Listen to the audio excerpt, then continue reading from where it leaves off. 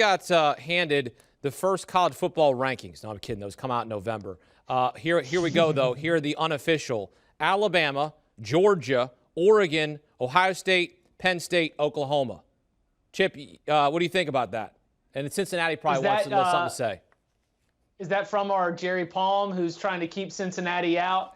He's got his Tom Fornelli going on. He's trying to say there's no chance. Because I'll tell you that what I saw from the Cincinnati Bearcats today in Notre Dame Stadium in South Bend was very impressive. That group rides the identity of its defense, which is from Luke Fickell. The loss of Marcus Freeman did not end up playing a huge factor in that game. And Desmond Ridder was not perfect and was not spectacular, but he did a great job of guiding that team for answers after they played a bad third quarter.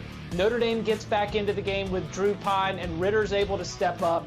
He is right now #1 among all FBS quarterbacks in terms of winning percentage if you have a minimum of 10 starts. He is 34-5 as a starting quarterback.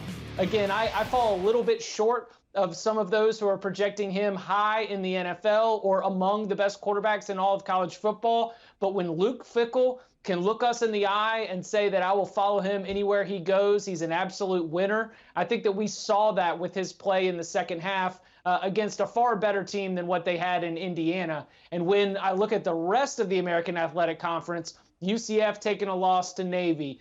Tulsa's a very inconsistent team. And Cincinnati should win every conference game. They cannot control what happens elsewhere, but the Bearcats, an incredible statement for Luke Fickell and this team. And now they become one of the 4 or 5 most important, impactful, and interesting stories in all of college football. BMAC, is this the biggest win in Cincinnati program history?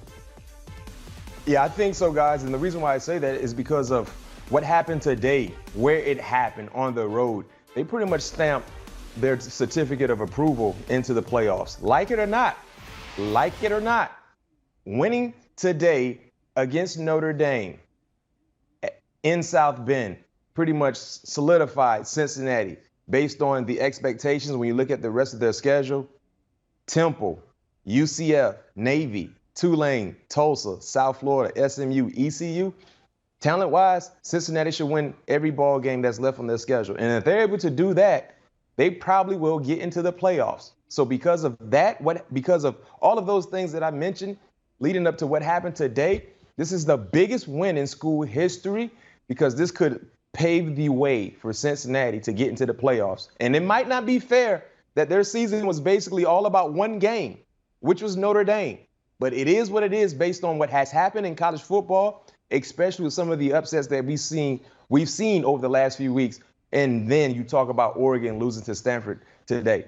Barrett, you agree with that? Cincinnati getting into the college football playoff as a group of 5 school?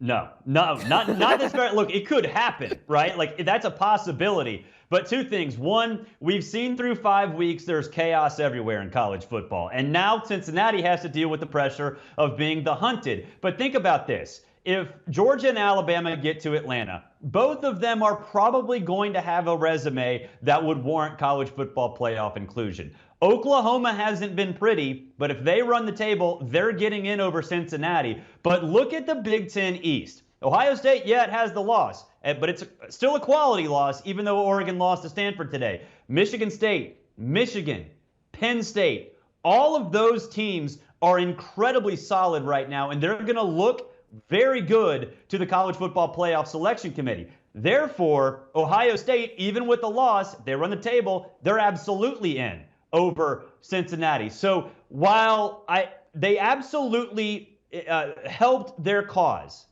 they got to get through unscathed. And the way this season is going, I don't know if that's possible. It's possible. I mean, I don't know if it's going to happen, though, based on what we've seen. Now, they also need a lot of dominoes to fall. And I'm talking about crazy, crazy stuff. That's not to say it won't happen, because it's 2021 and weird stuff has already happened, but they are not a lock for the playoff right now, even if they run the table from here on out. I'll tell you what, don't forget about Iowa either. in the Big Ten West being a problem for one of these teams too. I mean, they put up 51 points last night against Maryland, and I know that was a trendy upset pick for the Terps. It helps if Tagovailoa hands them the ball. True, but hey, they executed. I mean, you put up 51 points. That's saying something. Do you want a sports network that delivers everything that matters about the game? The highlights, the picks, the instant analysis, no yelling, no fake debates, no politics. Hit the subscribe button and never miss a moment.